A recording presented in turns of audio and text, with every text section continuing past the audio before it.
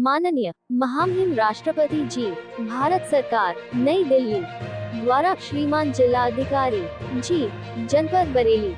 ज्ञापन विषय आईएमसी के सरगना मौलाना तौकीर रजा को तत्काल राष्ट्रीय सुरक्षा कानून के अंतर्गत गिरफ्तार किए जाने की मांग।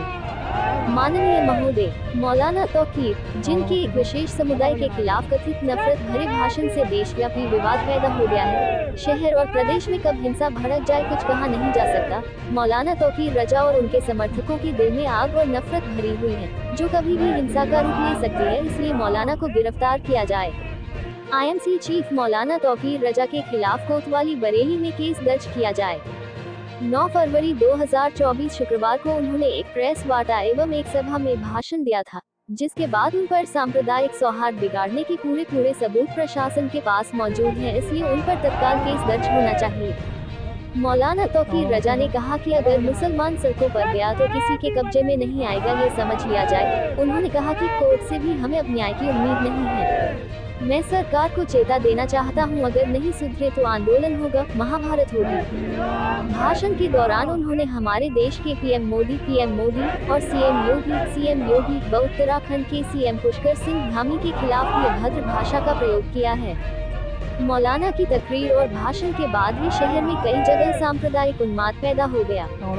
हेट स्पीच केस में जिस तरह से गुजरात पुलिस ने मौलाना सलमान को गिरफ्तार कर कानून की रक्षा की है, बरेली के प्रशासनिक अधिकारियों को भी मौलाना तौकीर रजा पर धारा 153, 505, 188 और 114 के तहत मुकदमा पंजीकृत कराकर उनकी गिरफ्तारी करनी चाहिए।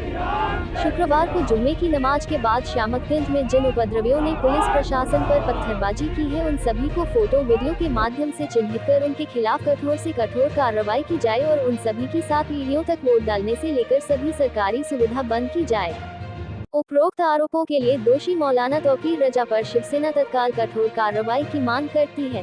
यदि कार्रवाई नहीं की जाएगी तो शिवसेना धरना प्रदर्शन करने को बाध्य होगी, जिसकी जिम्मेदारी जिला प्रशासन की होगी।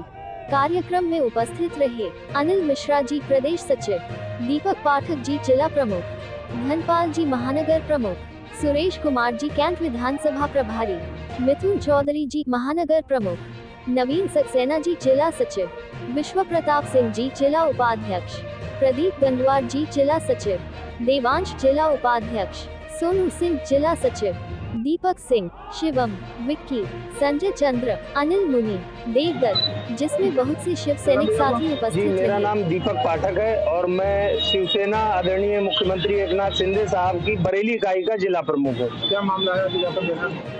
मामला ये है कि अभी 9 तारीख को शुक्रवार के दिन मुसलमानों के रहनुमा कहने वाले मौलाना तौकीर रजा खां के द्वारा शिवसेना बजरंग दल को लेकर के टिप्पणी की गई और हमारे देश के यशस्वी प्रधानमंत्री, प्रदेश के यशस्वी मुख्यमंत्री आदरणीय योगी जी महाराज के बारे में उन्होंने उल्टे और अपशब्द कहे और उन्होंने कहा है कि मुसलमान किसी से डरेगा नहीं और मुसलमान किसी चीज को नहीं मानता है।